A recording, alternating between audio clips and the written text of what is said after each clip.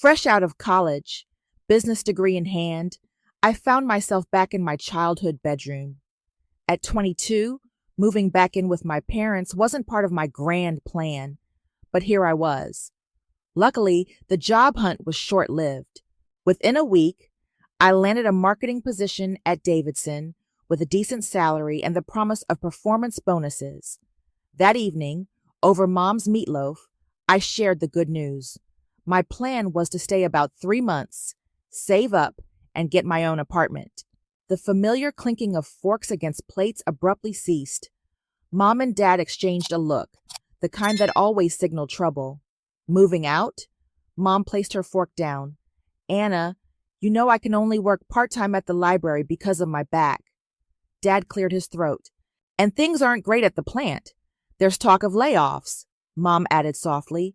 We could really use your help with the bills, and you wouldn't have to pay rent here. It just makes sense, doesn't it? I stared at my half-eaten meatloaf, a familiar feeling of being trapped washing over me. They had a point, I supposed, and they were my parents, after all. I conceded, thinking I could simply stay a bit longer. Life settled into a predictable rhythm: work, pay bills, eat Mom's home-cooked dinners. It seemed manageable, even comfortable, until last weekend.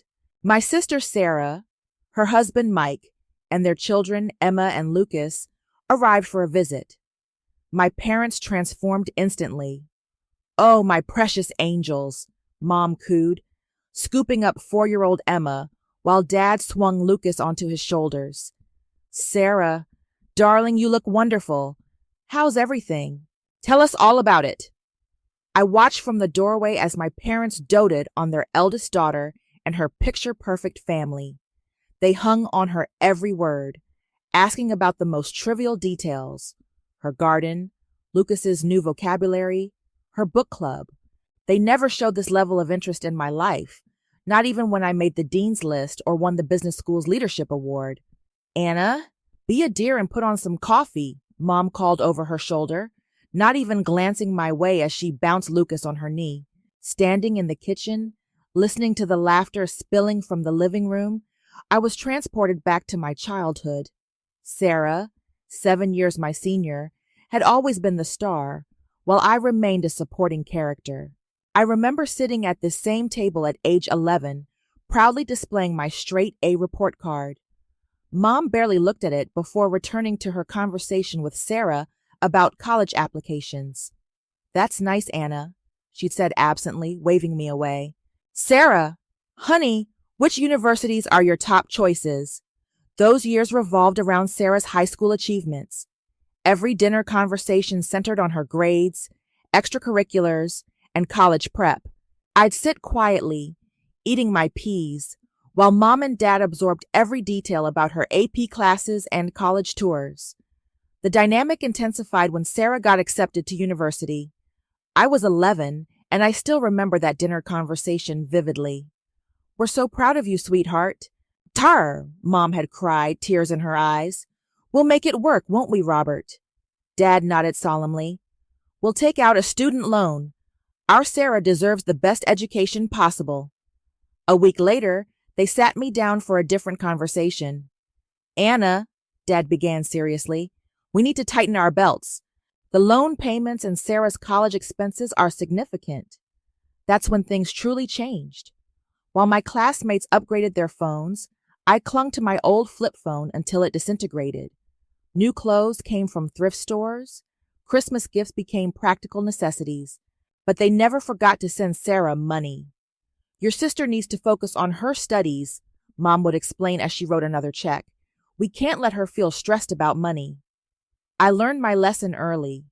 At 15, I joined every club and competition, striving for perfect grades, not just good ones. I wrote scholarship essays until my hands ached, knowing there would be no loans for me. I secured a full scholarship to State University, and the relief on my parents' faces is etched in my memory.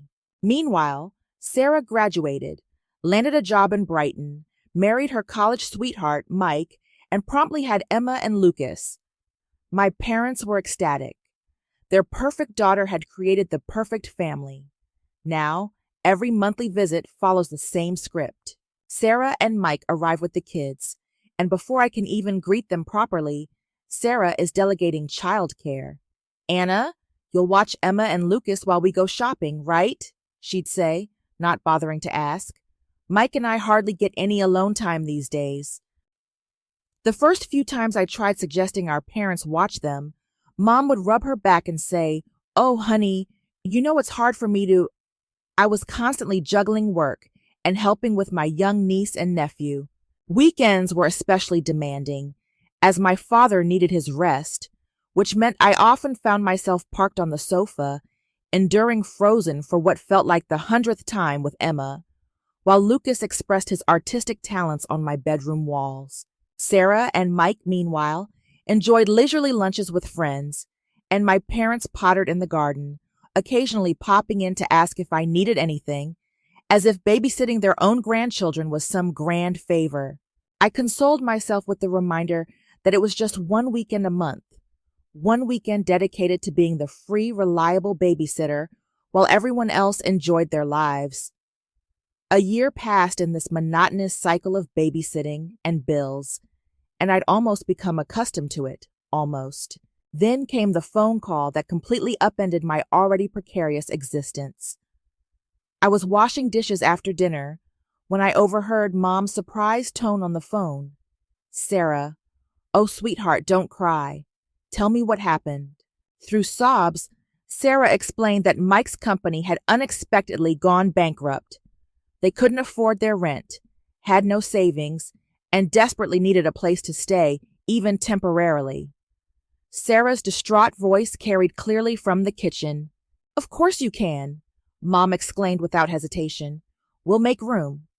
My stomach plummeted.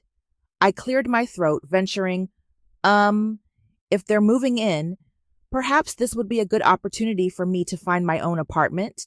My suggestion was met with looks of disbelief, as if I'd proposed something outrageous. "Anna, don't be ridiculous," Mom retorted. "There's plenty of room for everyone." Dad chimed in firmly. "We're family. We stick together during tough times." The following weekend, they arrived with 3 carloads of belongings. I spent Saturday morning relocating my possessions to the former storage room, the smallest bedroom in the house, barely large enough for a twin bed and a dresser. My old room, twice the size, was transformed into a nursery because, of course, the children need space to play. 5-year-old Emma and 3-year-old Lucas treated the entire house as their personal playground, racing through the hallways, shrieking and giggling, while Sarah either watched TV at full volume or engaged in loud phone conversations with friends, lamenting the difficulties of her current situation. "Emma, Lucas, keep it down," I'd plead, as they barged into my room for the 10th time, scattering my papers everywhere. "They're just playing, Anna," Sarah would dismiss, without even glancing up from her phone. "Don't be such a grouch." After work, all I longed for was some quiet time in my room, perhaps to read or watch something on my laptop. Instead, I was subjected to Baby Shark on repeat through the thin walls, punctuated by the constant thudding of little feet and Sarah's boisterous laughter from downstairs. Mike supposedly spent his days job hunting, but I mostly observed him at the kitchen table, scrolling through his phone with a worried expression. "The job market's tough right now," he'd explain whenever anyone inquired, "but I'm sure something will come up soon." Each night, I lay in my cramped bed, staring at the ceiling, listening to the cacophony that had become my home, wondering how I'd allowed myself to become trapped. Every time I considered broaching the subject of moving out again, I recalled my parents' reaction and remained silent. The first utility bill after Sarah's family moved in was a shock. I stood in the kitchen, staring at the numbers, nearly double the usual amount. The water bill alone had skyrocketed, not to mention the electricity and heating. Looking at my bank account, I realized my dream of saving for my own place was rapidly disappearing. That evening at dinner, I decided to address the issue. "So, about the utility bills," I began, pushing my peas around my plate. "They've doubled since last month." I can't afford to cover everything myself anymore. It's taking almost my entire salary. Sarah's fork clattered against her plate. Are you seriously complaining about money right now when Mike and I have lost everything? I'm not complaining, I countered. I just think we need to find a fair way to. I can't believe how selfish you're being, Sarah interrupted, her voice rising. We're going through the hardest time of our lives, and all you care about is money. Sarah's right, Anna, Mom interjected. Family helps family. That's what we do. Dad nodded solemnly. Your sister and Mike need our support right now. This isn't the time to be counting pennies. I looked down at my plate, swallowing the words I desperately wanted to say. Fine, I mumbled. Never mind. A week later, Mike finally landed a job at an insurance company. It paid less than his previous position, but at least it was something. I hoped things would improve. I was wrong. It's so hard being alone with the kids all day. Sarah began complaining almost immediately. Mike leaves at 8 a.m. and doesn't get back until 6 p.m. I never get a break. It started with small requests. Anna, could you watch the kids for an hour while I run to the store? Anna, would you mind keeping an eye on them while I take a shower? Before I knew it, these small favors had escalated into full-time childcare. I'd arrive home from work to find Sarah already dressed to go out. Oh, good, you're home, she'd exclaim, grabbing her purse. Mike and I are... Weekends had become my personal purgatory. Sarah and Mike would casually announce their plans on Friday evenings. A shopping trip, lunch with friends, a movie date, leaving me responsible for the children for hours. Mom and Dad conveniently began visiting relatives more frequently, usually disappearing right after Sarah and Mike departed. So there I'd be, weekend after weekend, attempting to prevent Emma from decorating the walls, while Lucas threw a tantrum because his sandwich wasn't cut to his exacting specifications. My Saturdays were consumed with tidying toys, preparing mac and cheese, and enduring endless children's movies. By Sunday night, I was utterly drained, my house a disaster, and I still had to make dinner for everyone. One evening, after a particularly grueling weekend of childcare, I finally summoned the courage to speak up. I need to talk to you all, I announced, setting down my fork. I'm really tired. This childcare situation isn't working for me. Sarah's head snapped up, her eyes narrowing. What do you mean, isn't working? Are you saying you don't want to spend time with your own nephews? Mom reached over and patted Sarah's hand. Don't worry, honey. This is actually good practice for Anna. She'll need to know how to handle children when she becomes a mother herself someday. Think of it as training. And just like that, they resumed their usual dinner conversation, Sarah recounting her day, Mom and Dad hanging on her every word, Mike nodding in agreement. I sat there, feeling invisible, pushing my food around my plate. Nothing changed after that conversation. In fact, it worsened. Sarah and Mike seemed to interpret my complaint as a challenge, inventing even more reasons to go out. They'd be waiting by the door when I arrived home from work, car keys in hand. We're meeting friends at that new restaurant downtown, they'd announce, already halfway out the door. Kids have had their snack. Thanks, Anna. Weekends became something I dreaded. I'd wake up Saturday mornings with a knot in my stomach, knowing I'd spend the next 2 days watching Paw Patrol and mediating sibling squabbles while Sarah and Mike enjoyed themselves. Then came a Wednesday that altered everything. I was at my desk, struggling to concentrate on a marketing report despite my exhaustion, when my friend Rachel stopped by. Hey, want to do something fun this weekend? She asked, perching on the edge of my cubicle. A bunch of us are going to the Pine Ridge Ski Resort. Just a quick weekend getaway. Leave Saturday morning. Come back Sunday night. The slopes are supposed to be perfect right now. For the first time in months, I felt a flicker of excitement. Friday evening, I was in my tiny room, packing my duffel bag, genuinely happy about an upcoming weekend for once. I had just folded my warmest sweater when Sarah appeared in my doorway. What are you doing? She asked, eyeing my half-packed bag. Packing for a ski trip, I replied, rolling up my thermal socks, going to Pine Ridge with some friends from work. Sarah's face darkened. You need to cancel. I looked up, startled by her tone. What? Why would I do that? Because, she stated, crossing her arms, Mike and I are going to Aunt Linda's 60th birthday party in Millbrook this weekend. Mom and Dad are coming too. You need to stay here with Emma and Lucas. Oh, I couldn't help but laugh. Actually laugh out loud at the sheer audacity of it all. You're joking, right? I said, continuing to fold my ski pants. You can't seriously expect me to cancel my plans because you didn't bother to tell me about yours? Sarah's face turned red. This isn't funny, Anna. You're being completely unreasonable. No, what's unreasonable, I retorted, is assuming I'll drop everything at a moment's notice to be your personal babysitter again. Sarah's mouth dropped open. She stood there for a moment, sputtering, before turning on her heel and storming out of my room. Mom, Dad, Mike! I could hear her shouting down the hallway. You won't believe what Anna is doing. I continued packing, my hands shaking slightly with anger. The thundering of footsteps announced the arrival of the cavalry. My tiny room suddenly felt even smaller as Sarah, Mike, and my parents crowded in. Mom's face was already set in that disappointed expression I knew so well. What's this about you going skiing? She demanded, hands on her hips. Exactly what it sounds like, I replied, zipping up my duffel bag. I'm going to Pine Ridge Resort with my friends for the weekend. But you can't, Sarah exclaimed. We have Aunt Linda's party. No, you have Aunt Linda's party, I corrected her. I stopped what I was doing and turned to face them all. Why am I just hearing about this party now? Why wasn't I included in any of the planning? Mom hesitated, looking uncomfortable for the first time. Sarah jumped in, her voice dripping with condescension.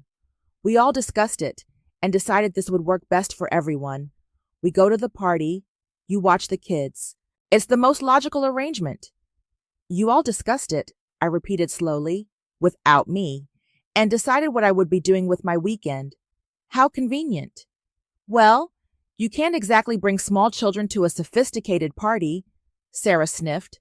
Aunt Linda specifically said no kids. I shouldered my duffel bag. Sounds like a you problem. They're your kids, Sarah. Figure it out. Mike finally found his voice, frowning. I have plans, he stated flatly. I'm going skiing. Your children are your responsibility, not mine. If you can't bring them to the party, either don't go or hire a babysitter. A babysitter? Sarah shrieked. With what money? Again, not my problem. I turned to face them, a newfound strength surging through me, a strength I hadn't felt in months, maybe years.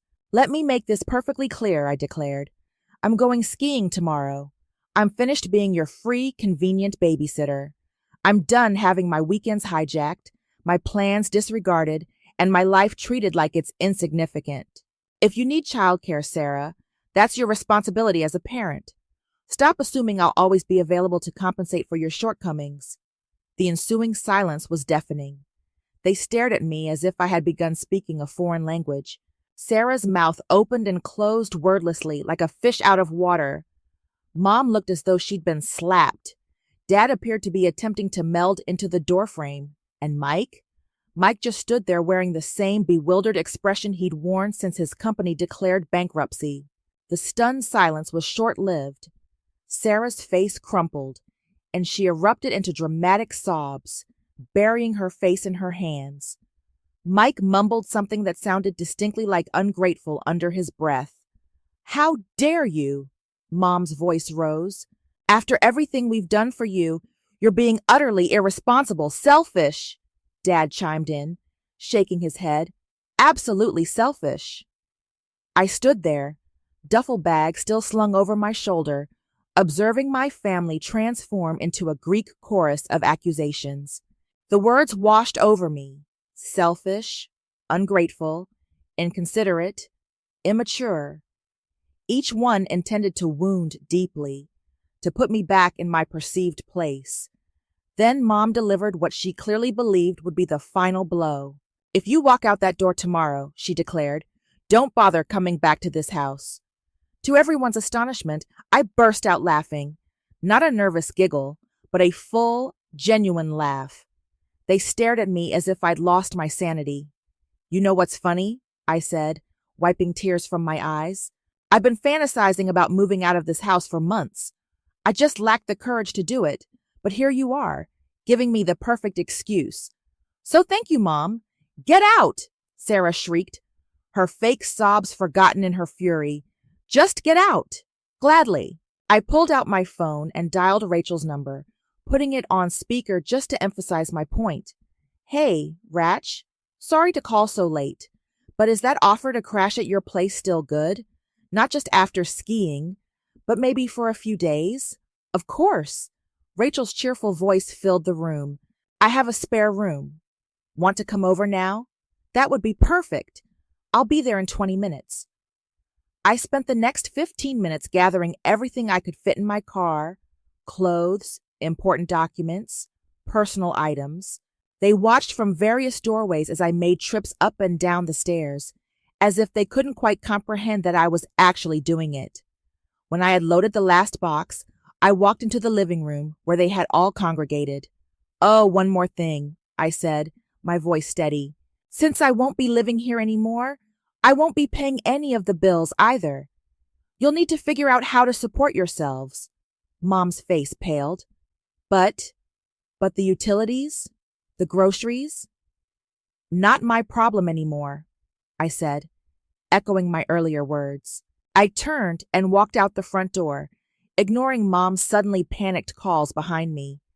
The drive to Rachel's place was a blur of adrenaline and relief. My phone kept lighting up with calls and messages, angry texts from Sarah, guilt-tripping novels from Mom, stern disappointments from Dad. I ignored them all. The next morning, Rachel and I drove to Pine Ridge Resort as planned. For the first time in what felt like forever, I spent a weekend doing exactly what I wanted to do. We skied, we laughed, we had hot chocolate by the fire, and not once did I have to worry about anyone else's children or problems. When we got back Sunday night, I opened my laptop and started searching for apartments. With my salary no longer supporting my family, I could actually afford a decent place. By Wednesday, I had found a small but bright one-bedroom apartment in a nice area of town, just a 15-minute drive from my office. My first week in my new apartment was like learning to breathe again. Every morning, I woke up to blessed silence. No screaming children, no blaring TV, no guilt-inducing sighs from my mother. I could make coffee and drink it while it was still hot. I could spend my evenings reading or watching whatever I wanted on Netflix. The messages kept coming, though. I didn't answer the calls, but I couldn't help reading the texts. They followed a predictable pattern. Mom, how could you abandon your family like this? We need you. Sarah, you're so selfish. The kids keep asking where Aunt Anna is. Dad, your mother is very upset. You need to make this right. The messages cycled between guilt trips and anger, accusations and pleas. I read them all but responded to none. My silence seemed to drive them even crazier. They weren't used to not having power over me. After a week of this, I was sitting on my new couch when Mom's number flashed on my phone again. This time, I decided to answer. Anna, finally. Mom's voice was sharp. I can't believe you ruined our entire weekend. Aunt Linda's party was completely disrupted because of your selfish behavior. Sarah and Mike couldn't come because you refused to watch the children. Enough, I interrupted, my voice calm but firm. Just stop. I'm done with this, Mom. I'm done being treated like a servant in my own home. I'm done being expected to sacrifice everything, my time, my money, my life, for everyone else's convenience. I'm done being the family ATM and free babysitter while simultaneously being treated like I'm insignificant. There was a long pause on the other end. When Mom spoke again, her voice had shifted to that wheedling tone I knew so well. Honey, I know things haven't been perfect, but we're family. We need you. The bills this month? We're struggling without your help. No, Mom, I'm done. Maybe someday we can have a relationship again, but it will be on equal terms. No more manipulation, no more guilt trips, no more treating me like a walking wallet or a complimentary childcare service. Until then, I need space to live my own life. I hung up and immediately blocked her number. Then I went through my phone and blocked them all. Mom, Dad, Sarah, even Mike. I blocked them on social media too. It felt both terrifying and liberating, like severing anchor lines I hadn't even realized were holding me captive. Maybe someday I'll be ready to have my family back in my life. Maybe, with enough time and distance, we can build something new, something healthier, with boundaries and respect. Or maybe we won't. Either way, I'm finished sacrificing my own happiness and well being to meet their endless demands.